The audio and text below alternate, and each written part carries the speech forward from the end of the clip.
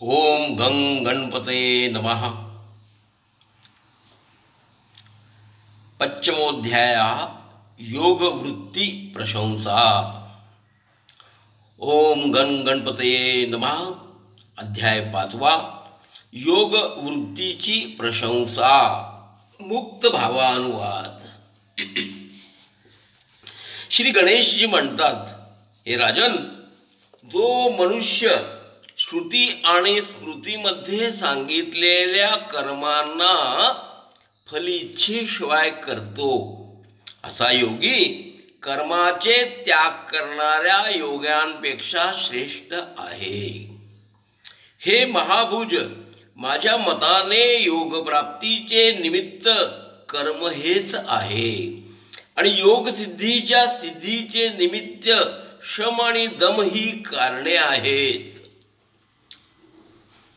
इंद्रिय विषयांचे संकल्प करून कर्म करणारा स्वतःचाच शत्रू होत असतो आणि जो यांच्या इच्छेचा त्याग करून कर्म करतो तो योगी सिद्धीस प्राप्त होत असतो। एकमात्र आत्माच आपल्या आत्म्याचा शत्रू आणि मित्रही आहे। हे ज्ञान झाल्याने उद्धार होत असतो आणि हेच अज्ञान असल्याने बंधनात टाकत असतो, अन्य कोणी नाही टाकत। मान अपमान सुख दुःख बंधू साधू मित्र अमित्र उदासीन द्वेषी मातीचा ढेकळा आणि सुवर्ण इत्यादी मध्ये समदृष्टी राखणारा तो योगी। जितेंद्रिय विज्ञानी जितात्मा सदैव योगाचा अभ्यास करीत राहतो जोपर्यंत योगाची सिद्धी नाही होत। तो संतप्त असेल, श्रांत असेल, व्याकुल असेल, क्षुधित असेल किंवा व्यग्रचित्त असेल, त्याने योग अभ्यास करू नये।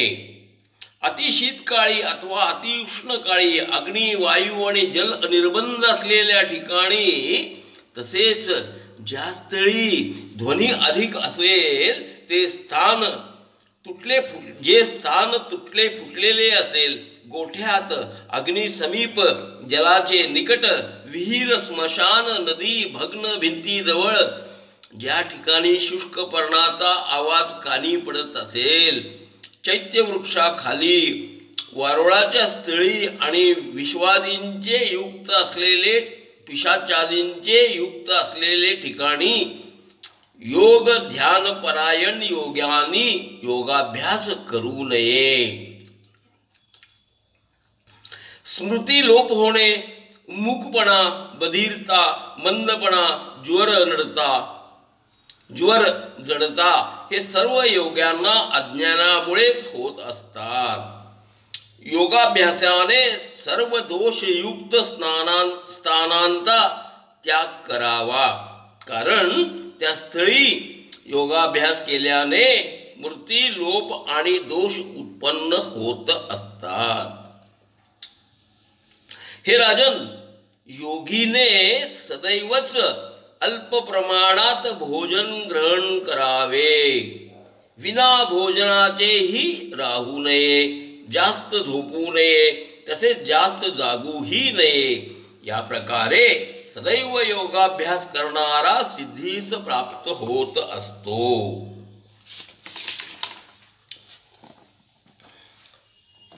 संपूर्ण इच्छा कामनांचा त्याग करावा, थोडे भोजन करावे, जागरणशील व्हा, बुद्धीच्या साह्ये सर्व इंद्रियांना वशीभूत करून क्षणोक्षणी शांतीस प्राप्त व्हावे।